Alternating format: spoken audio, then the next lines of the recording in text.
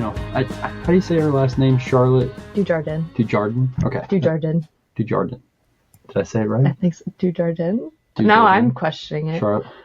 Like before, it just wasn't really brought up, I guess. Well, because there wasn't any repercussions for it. Mm-hmm. It was just kind of, yeah, that goes on. But the rubber never really had to meet the road for anybody. I wasn't alluding to the fact nothing should be done. It's a strategic moment. You have the ability to help the whole industry and police your own community, or just kind of police your own community and lay groundwork for the whole industry to take a hit at some point. Okay, well, this is another thing that happens, and it happens in Western performance horses. It happens everywhere. And there really hasn't been any good podcast to talk about these types of things on, until now. So USDF and FEI, they just need to let us sit down and have a round table with them. We'll solve all their problems.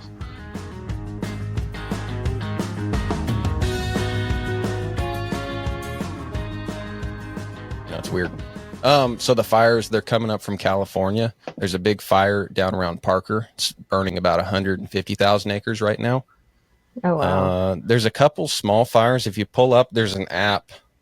One of the guys here just showed it to me the other day. It's called Watch Duty. The app can't do anything for you besides show you where the danger's at. But if you pull it up, there's fires all over the place. And we're in this valley. Yeah, it's called the Rogue Valley. Like so the Rogue Valley, it sucks the smoke in. You can have a fire 300 miles away, and it somehow gets up here and sucks right into this valley. So just because it's smoky doesn't mean that there's fire imminent to us, but it's fire season out here. So we keep everything really wet. Around the grounds here, they keep tons of irrigation on, and it makes everything look pretty, but it saves as a defense against fire if it kicks up in this area. Yeah. So, yeah. So how have things been going with you guys? Just to catch up for a minute. You're starting a cult with Joe, right, Noelle? Yeah, I guess I'm taking over it. The girl that worked for us, she was doing it for the summer, and so she's going back to high school starting in August, so I'm taking over her horse. So it'll be interesting. Yeah. He's probably thinking about Pickles, though. Oh, Pickles. Yeah, Pickles is doing great. Yeah, Pickles isn't really a cult anymore. Yeah, she's turning 4 in a week. Yeah. And she's been going for 7 months now. Mm-hmm. Yeah. So is she like a problem horse at this point? Yeah. Yeah, exactly. Not a colt anymore, just a problem horse. No, hey, Pickles that's all right. awesome. I've got a 5-year-old problem horse. And so I've got no stones to throw. Are you talking about Stash? Yes, I am. So yeah. No, he blew up again the other day. Okay. He'd had 4 or 5 good rides in a row, and then blew up with just his saddle on, bucked across the round corral, slammed in the side, bloodied his knee up. I mean, oh geez. Yeah. He's sort of like a vehicle that is running rough, and you just keep trying to troubleshoot more things. And so I've had a few people mention to me they think it's saddle fit. I've had people point out things in his conformation, tightnesses, just lack of flexion. Everyone's got their 2 cents. Some things have been kind of goofy. Yeah. Some have been pretty credible. So I'm going to get Noah's opinion next, and maybe we'll mess with him sometime this week. But he's just a smart little cookie. But, man, when he gets troubled, he just kind of loses his mind. And just the oddest horse I've ever worked with. And he's getting fitter all the time. So I've got to get ahead of this thing at some point. Yeah. I didn't realize he's 5. Yeah, he probably is getting strong. You guys still Did there? we break up on you, Ben? Yeah. It was just quiet for a minute. I think we're good. I said I didn't realize Stash was 5. Yeah. He turned strong 5 if he's that old. Yeah. Gotcha. Yeah, it's a learning experience, and it's all right. Hey, everybody's got to have a project that that's like a dumpster fire. So that's mine. Anyhow. Yeah, that's your $2,000 pickup in the front yard that you keep trying to fix. Oh well, you'll probably learn the most out of him, I guess. Yeah, probably. Don't even get started on the $2,000 pickup thing. So what I've been doing all morning, I've been reinstalling an engine in a 1996 Ford Ranger. So last weekend, I'm looking around on Facebook Marketplace for a junker vehicle to pick up, just something to bomb around in. And I don't know, I'm just looking for a little vehicle. And I find this Ford Ranger, and I go look at it, and they said it needed a fuel pump. And I was like, okay. I offered the guy $200, and he took it. So I borrow a trailer and bring this Ranger home. And what started out as changing the fuel pump and a couple of spark plugs just progressed to the point where the engine was no good. And, I'm not super busy here yet. And so I thought, shoot, I'm not going to let this thing kick my butt. So I go on Marketplace. I found an engine in town ready to go, and went and picked it up for like another $200, brought it home, swapped a bunch of parts out. I've never done an engine swap, by the way, so this is kind of first for me. But yanked the engine out, swapped the tranny over from the old one to the new one. We just lowered it back in this morning, and I'm going to go hook it up this afternoon. But yeah, that project got way away from me. And it's funny you say the $2,000 truck, because you got to watch out for those $200 trucks. They're worse. Yeah, I bet. There's always something worse. Yeah. Next thing you get will be free. Yeah. No, but honestly, It's like this thing's in horses, such not nice wine. shape. Yeah. The new engine I put in it has like 140,000 miles, and they already rebuilt it and tuned it up. So I've got so many parts taken apart on this thing. I'm going to paint the frame while I'm at it. The bed's going to go back on. The engine will be rehooked up. I detailed the interior. I'll probably sell the truck for like $3,500 at this point. And, but it was a heck of a project. And luckily Noah's got a nice shop. So I've been like a little grease monkey in there, just slaving away every day, till late at night, that's trying nice. to put this thing back together. Yeah. So Hey. how's your arena coming? Are you riding in that thing yet? Or you're still doing fencing probably? No. Wish. No, we got it all fenced. Just waiting on, it's been raining here quite a bit. A lot. Yeah, like a lot.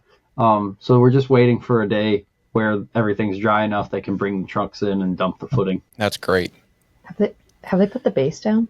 I don't know. I need to call him. He was supposed to do it. I flew to Colorado Thursday morning, and I just got back like super late last night. So I haven't checked in with everybody on all the projects around here. Oh yeah, man, it's funny you said it's been raining, because I don't think it's rained here in 2 months. It's so dry, and like I said, everything's irrigated. Anything that's not irrigated is brown and dry, and this area it's very much like California.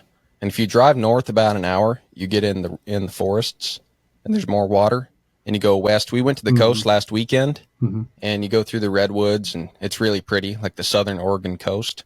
But this little corridor we're in, and if you go a little east and west and south, is all dry, and just dry, kind of mountainous, and there's trees, but anything that's green is irrigated here. Gotcha. Yeah, I've heard there is a lot of irrigation in Oregon. Which there's a lot of irrigation everywhere in the West, but I've heard Oregon in particular, they have to irrigate a lot for their agriculture. Yeah.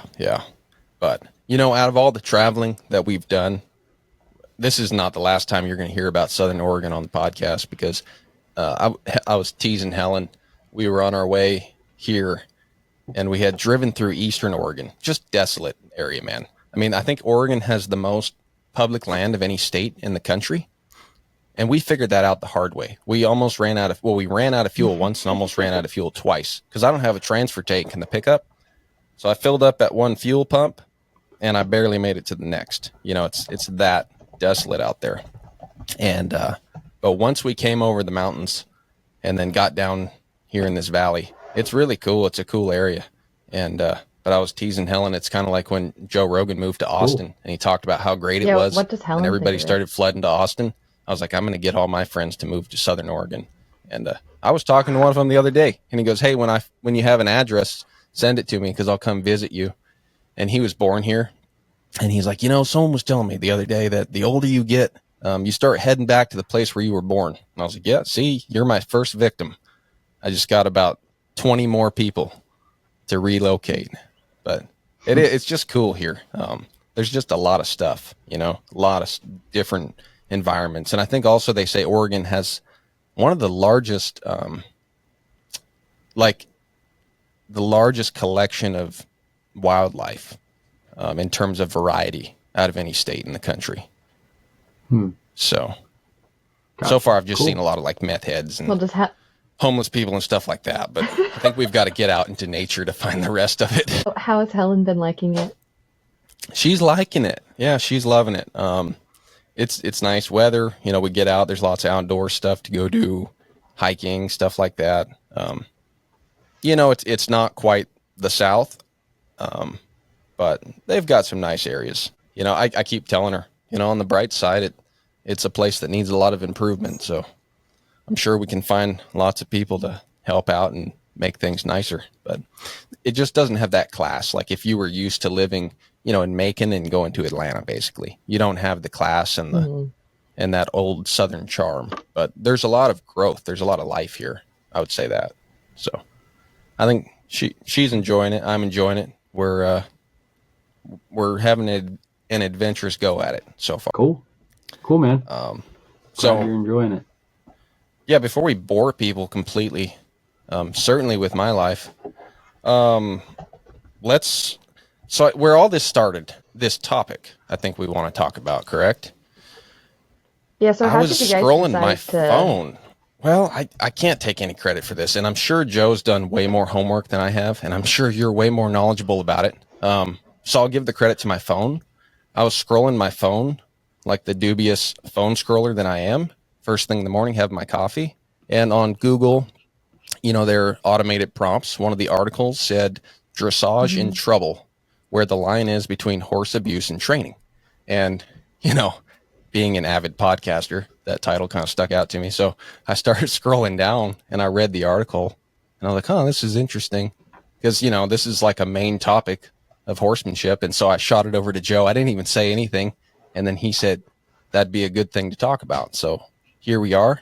And we have our expert too. So, wow, I wouldn't call myself an expert, but yeah. Well, so here's the thing. And, how do you say her last name? Charlotte Dujardin. Okay. Dujardin. Did I say it right? I think so. Dujardin. Now I'm questioning it. Charlotte. All right. So Charlotte. Yes. Is a British UK trainer. You were telling me she's like the most decorated female in the UK? Yeah, I think she's tied, or since the Olympics are ongoing, I think maybe that cyclist has passed her.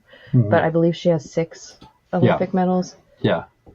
So like kind of a national hero type deal. I didn't realize, I was looking at her bio here, she's only 39. Yeah, she started young. I think Carl Hester picked her up in her early 20s. Yeah. And kind of coached her through. So see, that right there is like why I felt like we should have you on, because I know what dressage is, but you actually kind of grew up like following dressage. Well, I was really, like, all of this has been kind of disappointing, I guess, because I think when I was 13 was when her 2012 Olympics was with Vallegro, and I loved her after that. And I was like, I want to ride like her, I want to have horses like her. And yeah, it's been interesting, I guess, just following her. So this isn't just like, this is like childhood hero. Yeah, childhood hero. Oh, dang on. Could you expound on that a little bit, though? With me talking about it. Because you just said you were kind of sad, and so you found out stuff about her like quite a while ago? No. From just the recent news. I think she only had 1 disqualification before this. Yeah. Yeah. And that was for a spur rub, right? There was blood on the horse's side. Yeah, if there's blood on the horse, but it was presumably from her spur. It was after the ride, after her freestyle, I believe. Yeah, I gotcha. So yeah, if you had like a, some kind of childhood hero, I don't know, like who did I really like at that age? Like Peyton Manning or something. He's at the Olympics right now. Have you seen him? I've been watching that actually. But yeah, and then but obviously with the horse part of it, and then it's not like they're doping. It's not like a Lance Armstrong situation. It's almost worse in a way. Yeah, I think the biggest thing I think with taking horses to these competitions is you can't, with the Olympics, the goal is always moving for like the world record. And so if you're a swimmer, it's really easy to push yourself to almost a point you're getting injuries, and it's your decision to do that. Mm-hmm. For equestrians, you have yourself as the athlete and the horse as the athlete. And so what is the line of pushing a horse past that point and it becomes just abuse? Yeah. Yeah. No, I agree. And that's definitely something I want to dive into. But what was your take on the whole deal, Ben? If you're still there, you're kind of froze up on our screen, but I think you're still there listening. Yeah, I'm back. I'm here, right, guys? So what's your take on the whole deal? Yeah, can you hear me?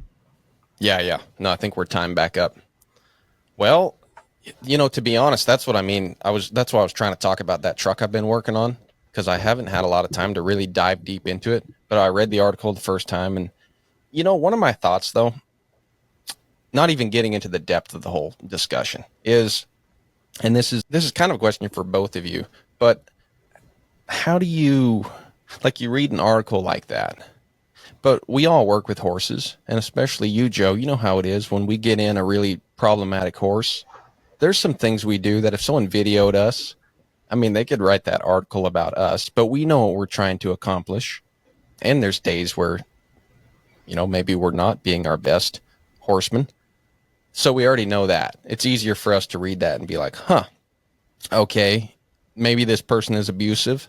Maybe this person is just going about like their way of horsemanship, and some onlooker wrote this about them. I don't really know anybody in like the equine journalist world. So I don't really know how knowledgeable someone is that writes an article like that. I assume they're fairly knowledgeable. So it's one thing to read that article. Like, I'm trying to compare it to if I read an article about a political candidate or something like that.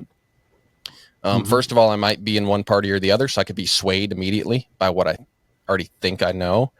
But the other side of it, too, is I don't know anything about it. So if I read an article about someone who did something that caused a bunch of people to die in Afghanistan or something, I might go, oh, yeah, that terrible person, where I don't really know a bunch. When it comes to an article like that, I guess I start to try to think, okay, like, who wrote this and what actually happened, and is this person actually abusive or not? And we don't even have to talk about this specific situation, but like, you guys going into something like that, how would you disseminate that information and like just look at it? Like, maybe you know that person already. So then you already know them, you read the article and you're like, yeah, that kind of lines up with what I always thought. Or you go, whoever wrote that article was wrong. That's not really what happened. Or I think it's biased, right? But if you don't know that person at all, how do you read that and like get an objective opinion? Because you know horses, you know what goes on when you're working with horses, and you know that an onlooker doesn't always get the right, they don't always get the right story from what they see with their eyes, especially if they don't have any context. So like, how did you even approach reading it in the first place, and kind of where are you at with it? Yeah.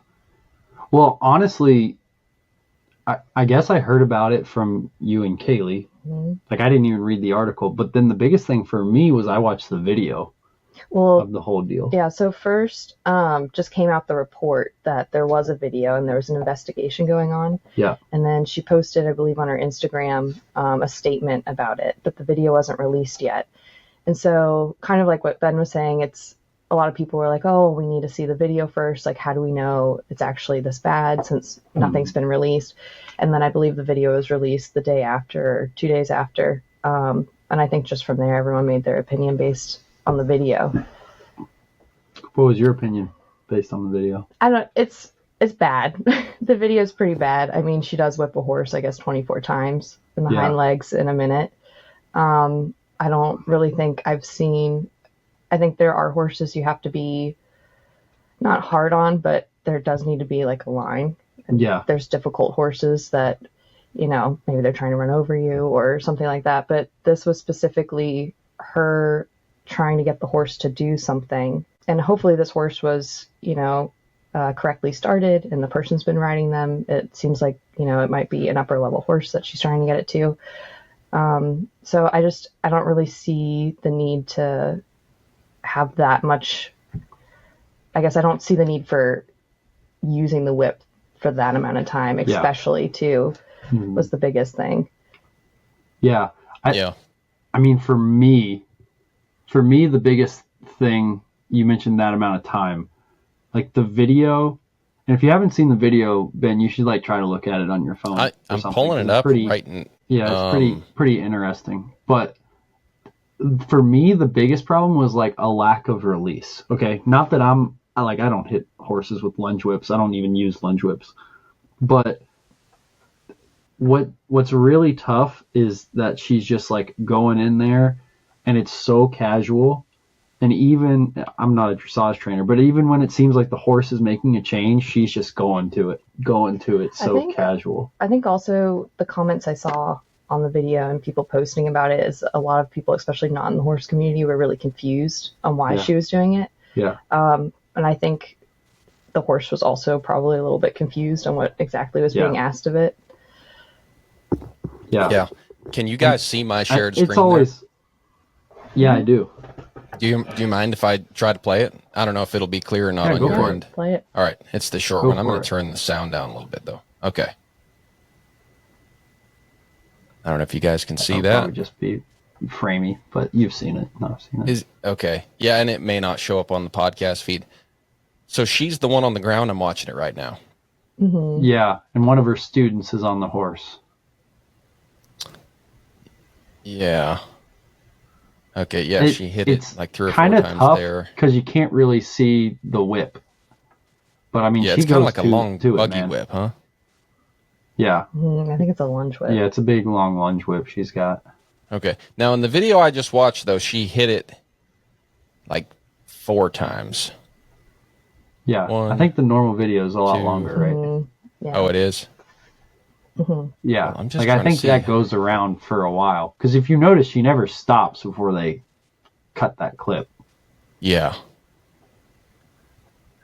And so that's the thing. I mean, not that you want to like do things by force, but if you're trying to communicate something, or maybe if you're working on a high level, communicate like a sense of urgency. Like, to me, the humanity of it all is in being able to recognize the change, you know? So it's like, oh, the horse made a change, now we got to stop. But in something like that, it's almost like what they call, like, all the rodeo people, and I'm not picking on rodeo, but like a lot of people talk about calf roping horses or something, and they talk about getting them patterned. And that to me is almost like patterning a horse and just getting that like built into their muscle memory, as opposed to like trying to teach them, which I guess with our philosophy is the kind of a big difference. Because that seems like the type of horse, like if you did that, you know, that seems like the type of horse that would just like pee off in the trailer when it's like worried and stuff like that. Mm-hmm. Yeah, it does. You know, that reminds me, remember, Joe, that rodeo we went to at Shedale there in Georgia? And there was the barrel racing gal that she had a hard time even getting in the arena. She was kind of beating the crap out of it then. And then she did a horrible run.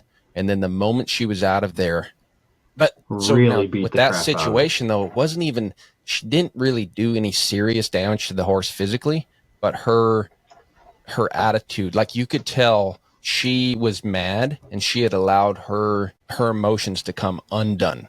Like she was out of control. You know, she wasn't just a little mad. She wasn't even hurting the horse necessarily, but her emotions were out of control. And had she had the right tools in her hand, she could have, like if she had a shovel in her hand, I think she would have beat that horse over the head till it was dead, you know? And like, it was almost, she was like a psychopath almost. It was kind of freaky to watch. And like that is that kind of behavior where it's okay. Like bring it back to Charlotte. I was watching that video and I pulled up the longer one. I'll take a look at it real quick. But in the shorter video, she doesn't look like super mad. Maybe you guys had saw it different in the longer video. I'll watch it in a moment. But I'd agree with you. But like she's kind of like training it. Like it looks very just kind of like errant. You know, she's like errantly hitting the horse in the legs. Where that girl at the barrel racing event, like she should not work with horses, in my opinion. Right? Like she was she was irate with rage against her barrel racing horse. I didn't see that in the little Charlotte video, but I did see it didn't look necessary what she was doing. So to me, like there you have a difference as well. You have, is it like a technique problem or like a bad schooling, or, you know, you're following a bad program that allows you to just kind of mistreat horses? Or do you have a personal vendetta and a serious problem with your own personality and lack of control over your emotions?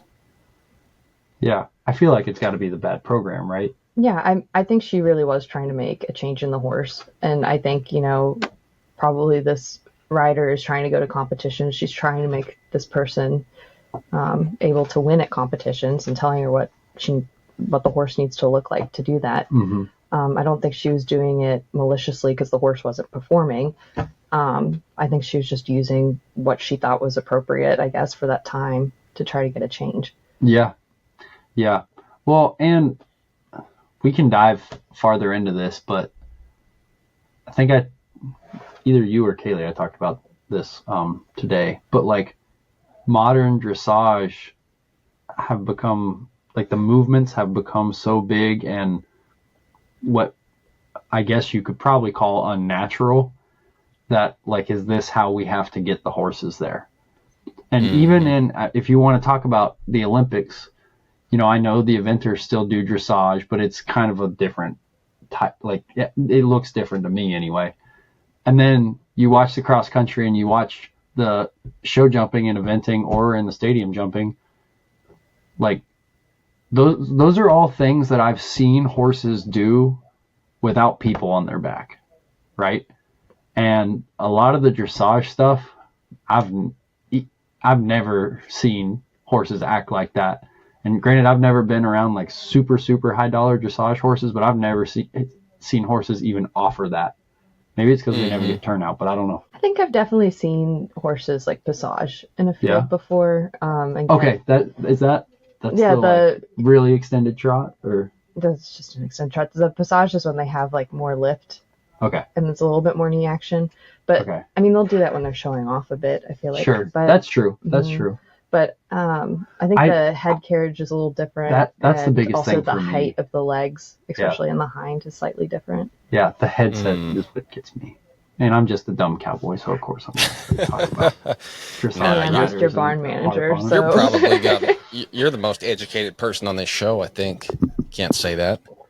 That'd be misinformation. I don't know. Noelle's pretty educated. You got a come on now. bachelor's in biology? It was biochem. Biochem. That's, I don't know. See, I don't. Smart. Yeah. Okay. Okay. That's pretty smart. That's pretty difficult. Yeah. Paid out. So I just finished watching. I just finished watching the longer video, and that was kind of my conclusion as well. That it's not a. She might be a little frazzled, but she looks like you could say, "Hey, Charlotte, you know, it's time for lunch," and she'd be like, "Okay, let me just finish. I'm coming." Like, she doesn't look like she's about to fall apart emotionally.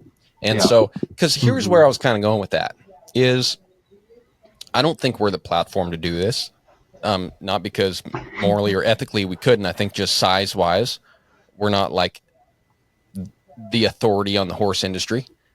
But I think when it comes to these problems like this, where you could potentially have government step in or organizations step in and create rules, you know, you need to be able to label things and define, you know, what you think is right and steer people in the right direction. And I'm not saying we need to do that, whether it's just for your own sake or if you have a platform and you're talking to other people. And so, like, let's say we had a video of that barrel racer girl. It wouldn't be hard for me, like, no offense to her, I don't even know who she is. It wouldn't be hard for me to tell somebody, don't take your horse to her. I think she'll probably beat your horse up, you know, where like someone like Charlotte, now I still need to read that article again, but after watching both of those videos, I don't think I could say, oh no, don't use her as a trainer. But I think I would probably tell a prospective client, I don't know, I'd probably give them my thoughts according to the way that I work with horses, the way that I've learned to. And so, and I'm not trying to pass judgment on the situation, but I think that when it comes to these things, there's got to be a good objective look at, okay, like, who is this person? What is their character like? Why are they doing this? And then, is this somebody, like, to come to this conclusion, is this somebody that we need to say, no, don't cancel that person, so to speak. Like, don't get onto that person. They just probably have a bad program, or they've been around trainers who weren't that great, or they're under pressure, like you guys were saying, maybe they're trying to make a show, whatever it is, let's not like cancel that person, and let's try to help them. Let's talk good about them. Let's have some understanding for where they're at.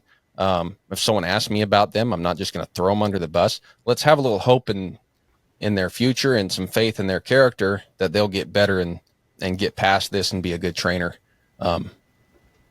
Because if they are actually a bad person, then you want to make sure that you can say that with a good conscience, you know?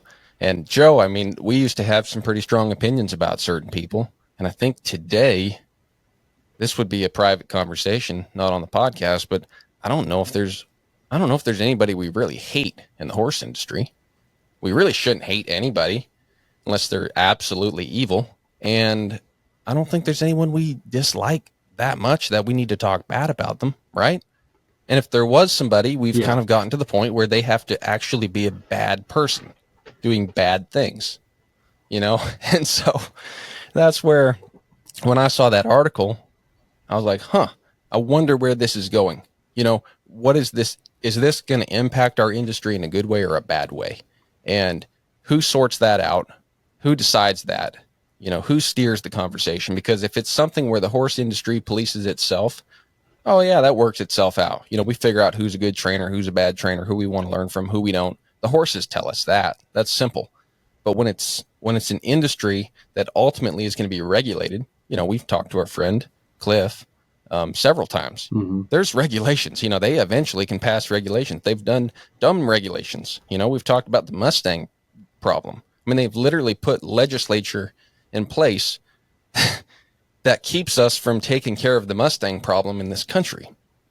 Like, it took it out of the hands of the common sense ranchers and horse people, and it put it in the hands of some politician in Washington. So the idea that they couldn't eventually pass a law that would inhibit us from just riding horses, even though we're trying to the best of our ability to pursue it in the best way possible, like, it's not out of this world to think they could do that.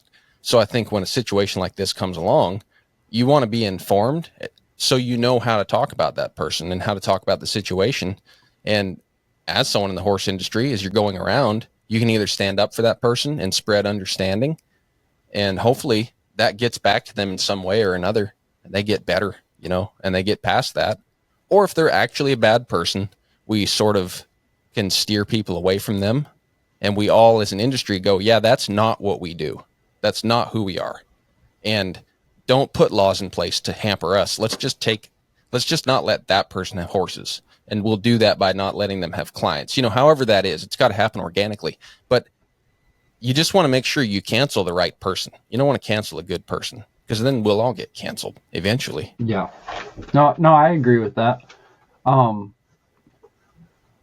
so I have some thoughts in terms of how it just kind of all popped up out of the blue, right? Because they say the video is from a couple years ago, right? Mm-hmm.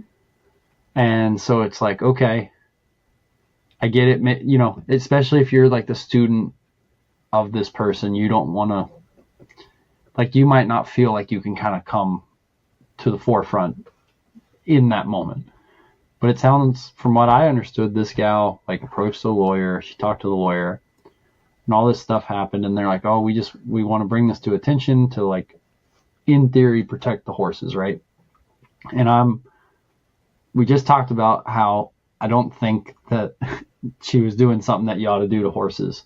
But if you're trying to protect the horses and you've been sitting on this video for however long, it's pretty darn convenient that you wait until 3 days before the Olympics to release the video. They did make the point, though, that they decided not to release it during the Olympics or after, like after she may have medaled.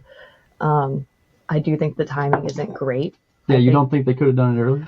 I think they should have done it earlier, because I think releasing it now, it causes people to think that there's alternative motives, when if you released it maybe, I don't know, even 6 months earlier, people wouldn't be thinking about that as much. Yeah. Well, and that's, I don't know these people. Maybe there are alternative motives. Maybe not. I mean, in a perfect world, they just are like trying to protect the horses and do what she feels like is right. But I'm pessimistic, you know. Yeah, I'm with you, so Joe. Having met some really nice people in my life that are capable of doing some really nasty things, it doesn't surprise me. And at the same time, they might just be dumb. and they're like, okay, Yeah. let's release this and then a few days before the Olympics. This is the other thing, just having the BBC article in front of me, which people have probably made this point before, but I think it's valid. We talked about how kind of casual she was, right? Like you said, if someone just hollered at her for lunch, she'd be like, oh, okay, yeah, great. But in her own words, she said she was making an error of judgment. And she said, what happened was completely out of character and does not reflect how I train my horses or coach my pupils. However, there is no excuse. And that could 100% be true, but it did look kind of like a day at the office. Which I'm not saying it makes it better if she's visibly losing her temper. But that follow-up would make more sense if she was visibly using her temper. Yeah, it doesn't look like she had like a lapse of judgment. Yeah. It's like living in the moment, really upset. It does look like, okay, this is a little routine. Yeah. The horse doesn't have enough impulsion. This is what we do when the horse doesn't do that. Yeah. Did she look like she was doing something completely out of character? I mean, she looked pretty calm. Yeah. I would say, like, in the video, it's not like... Yeah. So, and again, it's tough, even with video, because, like you said, Ben, I mean, shoot, someone we all like, Buck Brannaman.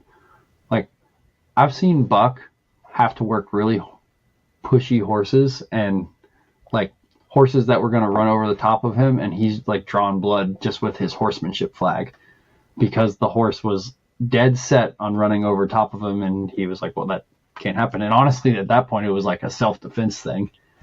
Well, I think that's what makes us different, is it was trying to, at least in my opinion, I guess, it seemed like she was wanting the horse to have more impulsion, have more leg action in this movement. And I don't know if the way she was going about it was the right way to teach a horse to do that versus a horse that is dangerous, or, you know, that the horse was just trying. Yeah. Yeah, no, I agree. Because it's like you said, where do you draw the line between get the most out of the horse or push something to do something, like push an animal something that's very physically hard for them to do, and they don't necessarily want to do it, right? And I feel like that's what it boils down to. And that's, I've seen videos on this, it's like super far left PETA people. They're like, this is just another reason why you ban all equestrian sports from the Olympics, right? Is because you're taking an animal and quote unquote against its will, making it do stuff, you know. And people have been comparing this horse to like the elephant at the circus and things like that, which I don't know if I entirely agree with that, but I could totally see where someone could get that vein of thinking. And then I could see where, if there are a lot of people out there who live in cities, don't deal with animals on a day-to-day basis, except maybe the neighbor's dog, and they're like, yeah, you're right, we shouldn't let old, like, Fluffy there, who's, you know, some, like, I don't know, some Shih Tzu or something that lives on the neighbor's couch, like, yeah, that's my idea of an animal, and I don't want it to have to work if it doesn't want to. Well, I think that's the problem with this being on the Olympic stage, is it is just so public to even outside of the equestrian community. So there's a lot of different opinions. Yeah. Yeah, exactly. Yeah. You know, the other way to look at it too is that, like, the way she was treating that horse, I don't think she physically hurt that horse, not in that video at least. But it did look pretty errant. It didn't look like, you know, she had much of a program going on with what she was trying to do. Like you said, there was no release. And, I mean, a lot of those people that don't work with horses, they could stop and consider they may have a pretty bad boss who's just a very poor leader. And their boss might ride them about like she was working with that horse, you know, and their boss is not doing physical harm to them, but he's probably wearing them down. And a lot of people today maybe don't have as much of a fighting spirit, so maybe they're just ready to just kind of quit or be quiet.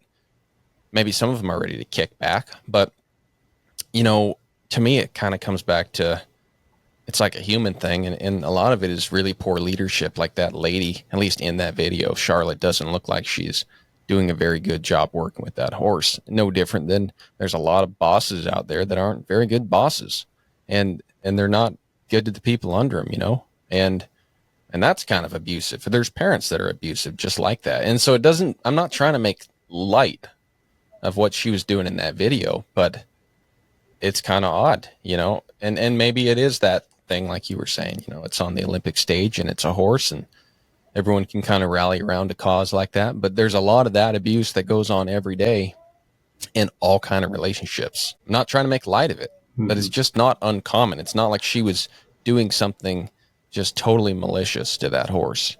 And yeah, well, I'll be completely honest with you guys, and like watch this get clipped by somebody watching us on YouTube or something. More views. Maybe it's just because I grew up. I didn't live in the world, but I grew up adjacent to like the walking horse world and that whole stuff. When there was all this hype around this woman abusing this horse, and then I saw it, and I think it's bad, and it's something I would never do to a horse personally. But I was like, all right, on the spectrum of horse abuse, you can get way worse than what this gal did to a horse. But that's just because I think there are people who have done some truly evil things to horses out there, and I just maybe grew up adjacent to that and knew that was out there. So, and maybe it was just like hyped up in my mind, because like you were talking about, the article came out a couple days before the actual video, so everyone's talking about it, and it's like, it could be this, and by the time it's actually this gal like whipping this horse, it's like, oh, okay, dang, yeah, probably shouldn't just whip a horse over and over again. But I mean, like you said, it's not like there in the moment I'm physically harming this animal, but you are like mentally ruining them. And I think the biggest thing too around this right now is there has been abuse, I guess, in dressage, and it's kind of been pushed under the rug, or if it's been brought up, it's never really been addressed. I guess like they really haven't been suspended from competitions. Like there's been no real long impact. And so I think people have gotten to a point, especially this year, because there have been a lot of abuse allegations and just like videos that have come out from top riders. And I think people are at the point where they're done and they're like, all right, this is the line that we're drawing. And I think this has come, like her videos come out after people are like, all right, we have to set a higher standard for this industry. We can't continue to have this abuse come on and not do anything about it, or it's just going to continue and we're going to get to a certain point. Yeah. Yeah. Well, and this is the hard part for me. If you're FEI, right? If you're the governing body of something like this, compared to, let's say you're the like governing body of track and field. Okay, so you do drug tests and check people's equipment and stuff like that, and you do it. It's pretty. They don't always police it the best, but it's pretty straightforward what you ought to do, right? And you can like drug test the horses and you can do that. But where do you draw the line at the whole training deal? Because if it was a human athlete, you can't be like, oh, dude, you can't go and, say someone was going to run a 5K. And it's like, dude, you can't go like train like David Goggins and like run yourself into the ground. Like that's really bad for your body. Like don't do that. And they just wouldn't be competitive, right? But that's not how horses work. It's like, yeah, oh no, this is like back at their barn, but there's a living being that doesn't get a say in this. And so that's why it's so hard, because if you're FEI, you can do things like say, oh, okay, if there's blood on the horse from your spurs during competition, like you get a no score or whatever it is, right? And that's really straightforward. But what if it's, the dead of winter or whatever? Are you supposed to be checking in at everybody's barn and seeing what they're doing? And if they're, it'd be one thing if they were drugging horses or shoeing them in a way that was like physically inflicting them pain, but without someone sneaking in and having a video camera, how do you police any of this in the first place? You're just going to have these things pop up, right? So I feel like if you're FEI, it's like almost an impossible position to be in when you have stuff like this. Because like, also, what's the statute of limitations? This was like 4 years ago. So it's like, I'm sorry, you're suspended for this competition today because of something you did with a horse 4 years ago. And I'm sitting here like, golly, I hope people don't judge me on the crap I did with horses 4 years ago. Exactly. Yeah. Like, I'm a different person. And so, I don't know if Charlotte's a different person now and she feels like that, or again, maybe it's something that it's routine and it did need to be this punishment. But it's just an impossible situation if you're trying to police this and make this better to the public eye. Yeah, absolutely. Well, and yeah, what you said about FEI, seeing it from their standpoint, they do have a good position to change the way people work with horses, and I think that's great. But that's what I was kind of talking about, is you got to be careful where and how you do that, because it's sort of like when communism took over in Russia, right? All the Marxists, as your neighbor got led to go get shot, no one said anything. You knew where he was going. You would go, yeah, he did it. That's not us. Yeah, we condemn that behavior. Take him away. Well, then tomorrow, your other neighbor goes, yeah, he did it too. So now you're getting led away. And so it's kind of like with Charlotte. Okay, that's great. I like the way the FEI could do that, where they could say, hey, you can't score if you have blood on your spurs, or you can't score if you do this or that. But you got to be careful how you label that, because if you label something that is abusive, that also looks like something that's not abusive, that you or I do starting a cult, or some guy does on a ranch, the next thing you know, that other activity, which looks similar but has a totally different outcome and actually has some thought behind it, is now just as evil, in the law's eye. And then the other thing that happens, something like this pops up with Charlotte, and we all go, yeah, we wouldn't do that. We stand together. Let's stand together, guys. We wouldn't do what she did. Don't come after us. Let's take her out. Well, yeah, like you were saying, next year, some video slips out of you roping a colt's hind foot. And then everyone goes, yeah, we don't do that. That's just what Joe does. Thinking. We don't do that. Exactly Joe's doing that at his place. Let's cancel him. But let's stand together, those of us that are good horsemen. Well, and then next year something else happens, and pretty soon it's like all the people that do the halter stuff. They're like, yeah, we stand together. Those guys that ride them, take them out. And so that's where I think it's important. Yeah. I don't know how the FEI does this, but maybe there's a way they can even go, you know what? We stand with her. She's a horse professional. She's fine. Don't go after her. We're just not letting her score because she's not training in a way that we think is, she's just not, ethical, and even maybe like put finesse in there. Like, she doesn't have enough finesse to be an Olympic equestrian, but you're not saying she's so abusive she can't be an Olympic equestrian, because you start throwing around that word abuse fits a lot of situations pretty well, especially when you've got PETA, because we all know that, PETA is kind of part of a particular group of folks that think a certain way. And news for all these, good old conservative boys out there, those PETA folks work a hell of a lot harder than you do. And they've been doing it for years. They work way harder than you do. Like, the last time, any good old boy listen to this, or girl, when's the last time you volunteered for something? Anything, right? Maybe never. Maybe you do it all the time. But you probably haven't volunteered near as much as some PETA person has volunteered to stand on the corner with petitions, or go pick up cats that really ought not to have homes, not being cruel. You know what I mean? So when you realize that's who we don't even need to call it fighting against. It's just that's the organization that could take away your livelihood if you work with horses. They work a lot harder than you do. So for one, we could work a little bit harder, but we could also really work on our PR.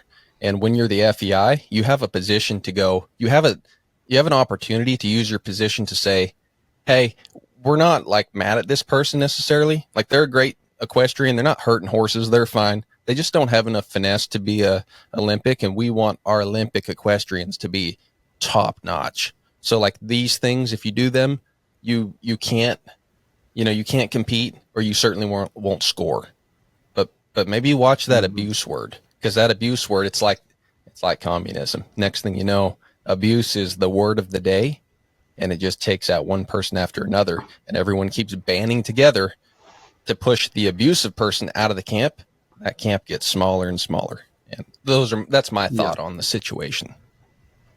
Yeah, I totally agree, because like you watch that video, and then if we had a video of me roping some 5-year-old's hind foot and he's already used like 3 different farriers as a punching bag, I'm not trying to hurt him, but to someone who doesn't know what's going on, it might not look very pleasant, because it probably isn't going to be very pleasant for a minute until he figures out, what the good idea is. And that's like, I don't want to abuse horses. I mean, gosh, I feel like sometimes we're at the barn and we'll have a horse that's maybe a little older and had like a bad rap. And I'll even tell Noelle, I'm like, golly, I mean, it changed and he's better now and he's got his head down, he's licking and chewing, but I just really do not like having to work that hard to get, horses to change. But sometimes you do. And I mean, again, that's what's so hard, because to me, it goes back to, what are you trying to accomplish? Like if you're going to go around and have this horse, what was that horse doing? Like the maneuver, was she trying to get it to passage, or? I felt like it was trying to get more impulsion in the canter and trying to get more leg action. Okay, so you're just trying to get more leg action. Like I wouldn't casually just go around like whipping the horse. But again, how do you police, this is what your intent was, or this is what your intent should have been, and then you didn't do that? It's I'm not necessarily trying to defend Charlotte Dujardin, but I do think it's a very difficult position if you are anyone in the FEI or the Olympic Committee or anything like that. Yeah, to your point, Ben, I think it's a similar thing to I'm a casual hunter, but I believe it's a very American right for people to have the right to hunt. And that's another thing that's like always kind of under attack. And it's just like, it'll be things like people don't want you to trap, right? And then the archery guys and the rifle guys are like, and the fishing guys are like, oh, that's fine. Like, yeah, like I'm not a trapper or whatever. And it just is like, but who do they come for next? Mm-hmm. And so that there definitely is that element of it is, gosh, probably no one on earth likes horse abusers less than people who are trying to make a good, honest living working with horses, but also the people that stand to lose the most if those people get put up on a cross, the horse abusers do, is the people who make good, honest livings with horses. So, yeah, this isn't the podcast where you're going to find the solution to approach that, but that it's tough for everybody. Yeah, absolutely. And, like what you were just saying about, how that applies to so many different practices. I mean, that's even, the biblical principle that you should pray for your enemies. That's kind of an application of it, because you may not like a certain group of people, but if that group of people is weakened or taken out, I mean, you're next. And so you can't be so small-minded that you're just fighting for you and your own. And you're like, yeah, they should, take them out. And I remember listening to a guy not too long ago on another podcast, and he was talking about how he kind of was disillusioned with the world, and him and his family went and bought a cabin in North Carolina, and they were kind of going down the whole prepper road. And then he started to consider, and he was reading things and listening to people, and he realized he needed to go move somewhere. He ended up moving to Texas, but he wanted to move somewhere where there was a community, where it wasn't just him and his family in a cabin in the woods, them against the world when it all goes down. He realized that was a terrible idea, because you're going to survive, what, a week, a month, a year?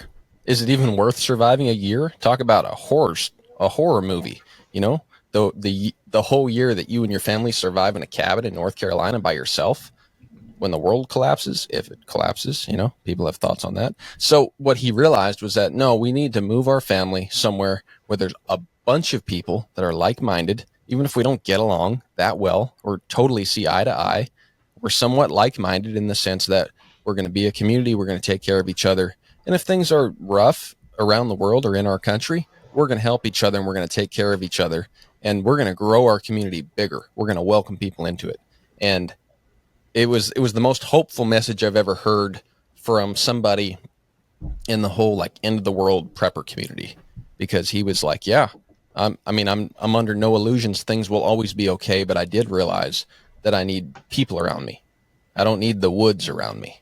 And I think you can compare that directly to the horse thing. We've talked to people before who wish they just had their pony in a cabin and their rifle and they're off in the hills and don't worry about me. When you do that, when you block everyone else out, everyone else blocks you out too.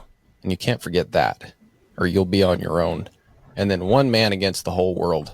That's never worked. People think one guy can change the world. Yeah, they can, but it's not because they were by themselves. It's because they rallied people around them. One person changed another person, and it grew and it grew and it grew. And then lots of people changed the world. One guy started it, but he didn't change the world. And so the same with this. It's like one guy isn't going to save the equine industry. Everyone is. And it takes community, not segregation.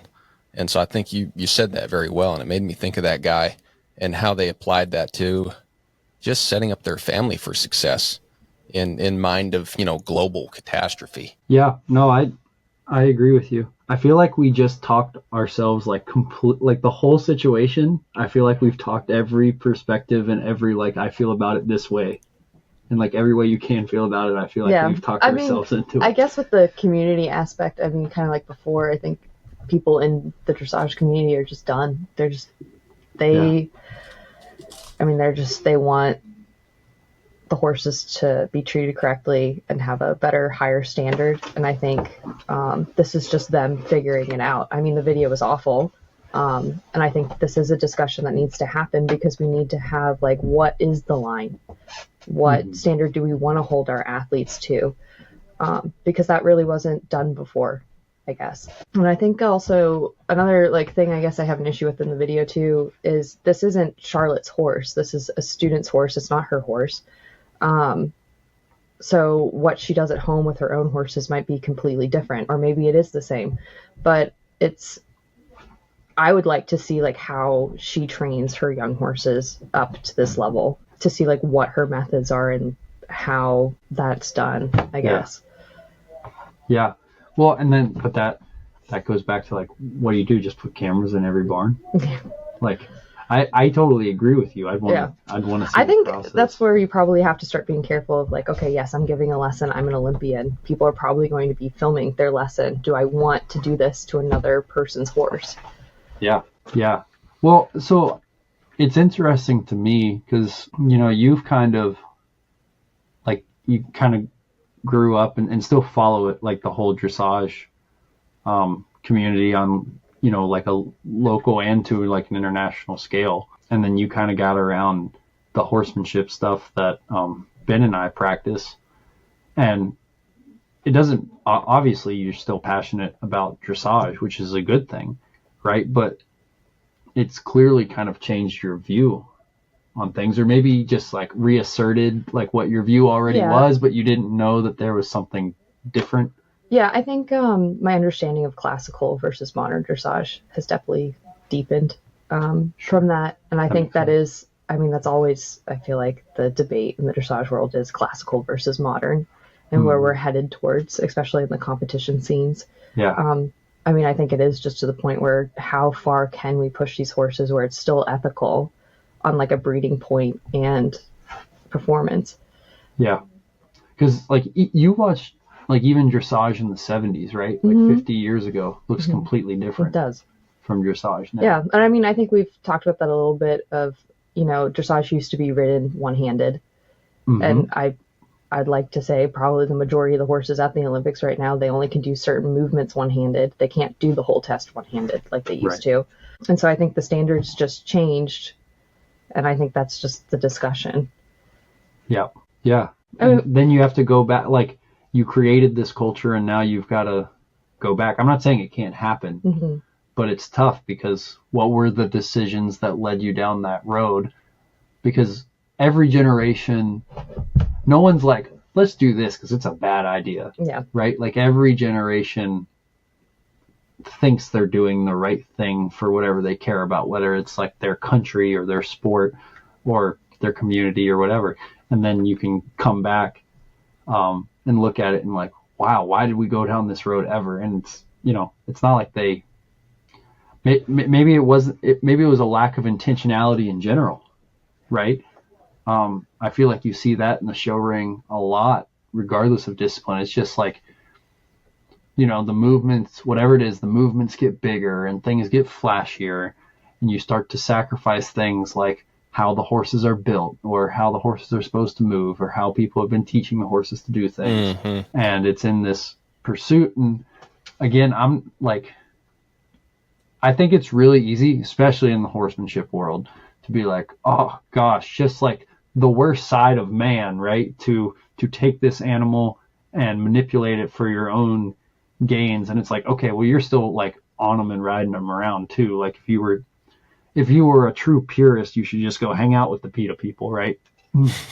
And I don't think it's bad that people show or compete or do things with their horses, but anyone who really, really wants something, they run the risk of sacrificing something, you know, that could be like your relationship with your spouse or how you treat your horse or like anything.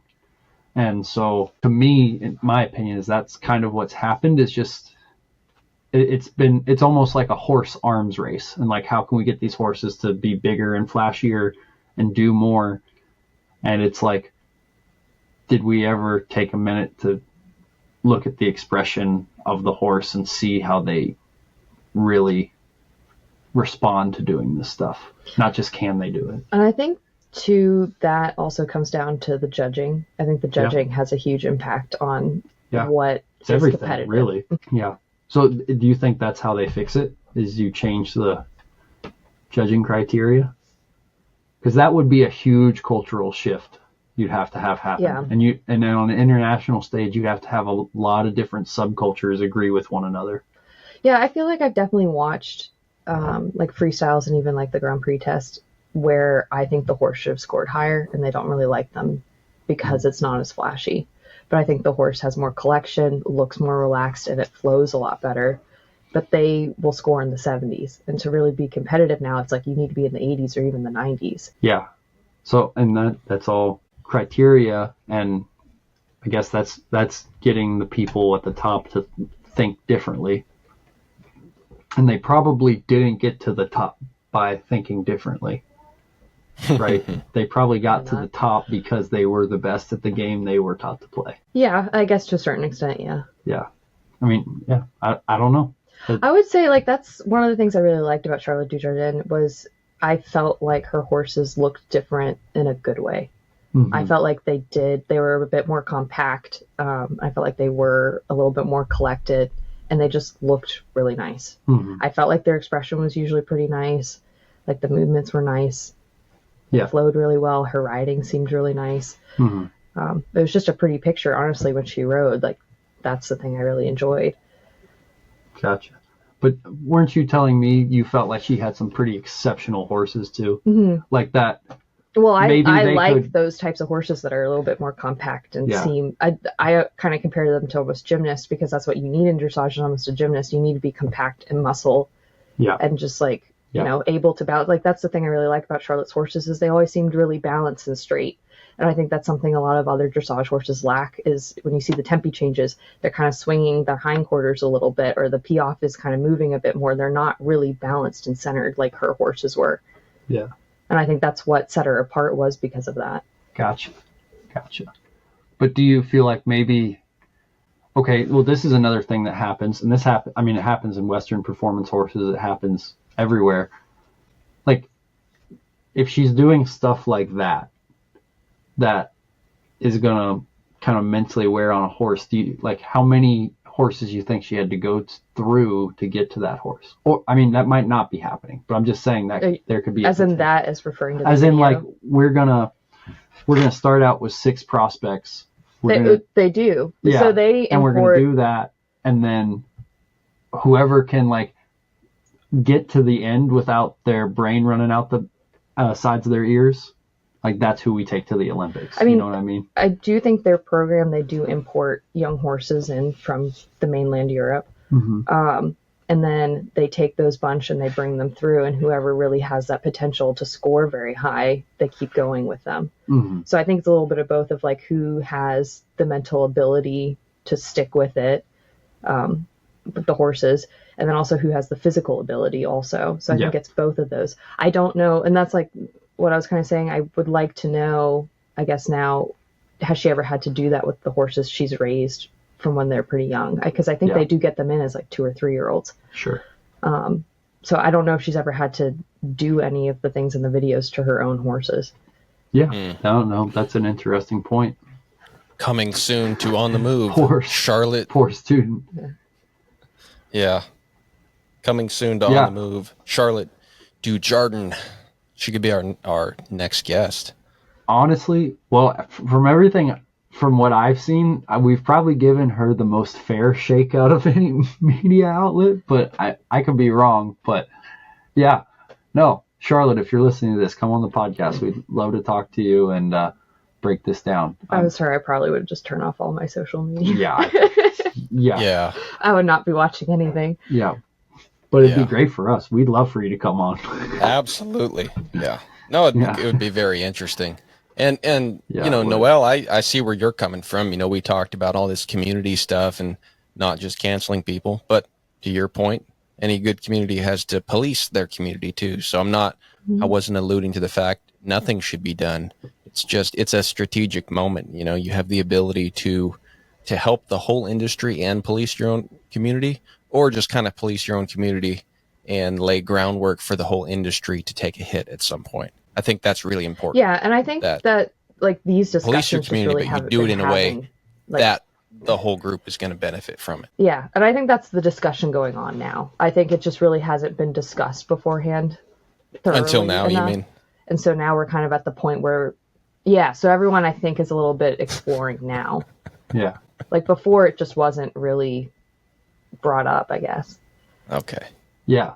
Well, because there wasn't any repercussions for it. Mm-hmm. You know, it was just kind of, that goes on. But the rubber never really had to meet the road for anybody. Mm-hmm. Yeah. And there really hasn't been any good podcast to talk about these types of things on, until now. So. Yeah, we'll solve. U.S. Well, what is dressage? Is it USDF? Yeah, USDF and FEI. They just need to let us sit down and have a round table with them. We'll solve all their problems. Mm-hmm. It's a can of worms. Absolutely. Probably not. But hey guys, I'm gonna have to take off here in a little bit because I've got a few more things to finish up before I start feeding later this afternoon. But is there anything else we want to cover before we wrap up? No, I think we kind of put a bow on it a little bit. Is there anything else any other thoughts you had? Because you're probably the one who's most invested and probably the one who's dug into this. I don't know. I think my biggest issue is the video. Like I've already said, it seems a little excessive. It's not her horse. It is her student. It wasn't a good video. Yeah.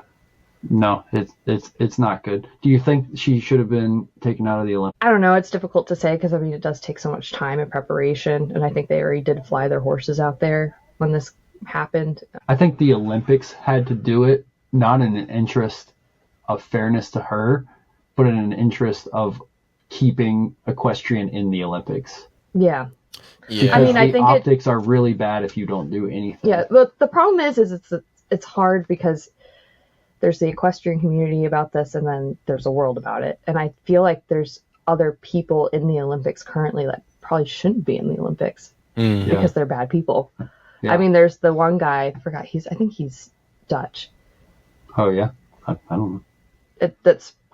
I don't know. He has a criminal case against him, and he's there. And he probably should not be there. So for me, it's like, why is he competing and she isn't? But I on BBC. Yeah, he's not. So Yeah. I understand it's because people have a lot of emotions about this, and it is important, and I think we should be holding ourselves to that standard.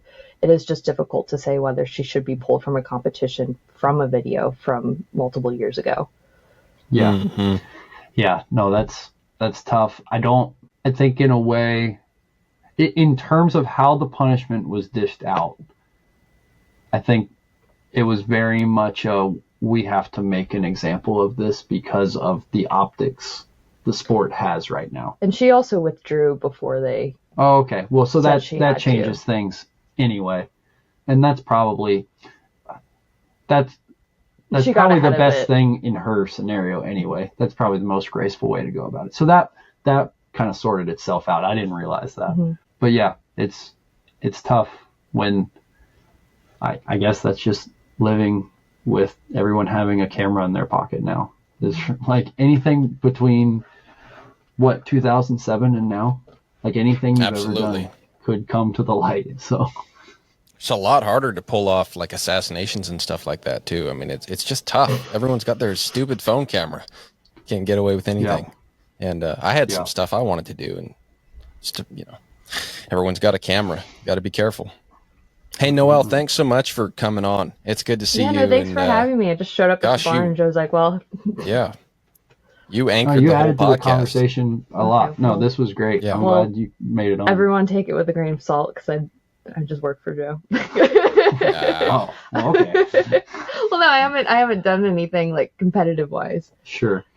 But you have been in that world for quite a while. And I did work for a woman that has done like Grand Prix, and I've ridden some of her horses and done like the tempi changes of Passage of Piaffe a little bit. Yeah. Of an understanding, but I've never trained a horse to that level. Sure. Which is completely different. Sure. But I would say it's probably fair to say you definitely did and probably still keep your finger on the pulse of that world. It's better interesting. than most people I know. So it's good to have that perspective, because otherwise Ben and I are just kind of two like dumb rednecks talking to each other about yourself. I think my biggest thing from learning from Buck and from you guys and everything is I do wish dressage horses could back up better. Yeah. My biggest thing. I think the dressage horses wish they could too. Yeah. I mean, you do see some of them back up, and it's like, and I know, like, because I've met some of these people, it's an afterthought. They don't train their horses to back up, and you see them do it during a test, and you're like, oh my God. Like, how can this thing get so collected it can pee off, and it can't be collected backing up? Yeah. How'd you like to ride something into battle that can't back up? Yeah, it's kind of like burn the ships, you're going forward. Yeah, exactly. Probably win a lot Didn't more have battles. plans of backing I up. think you walked right through that argument. Charge through them. Yeah, exactly. Don't look back. Exactly. Yeah, maybe there's something to that.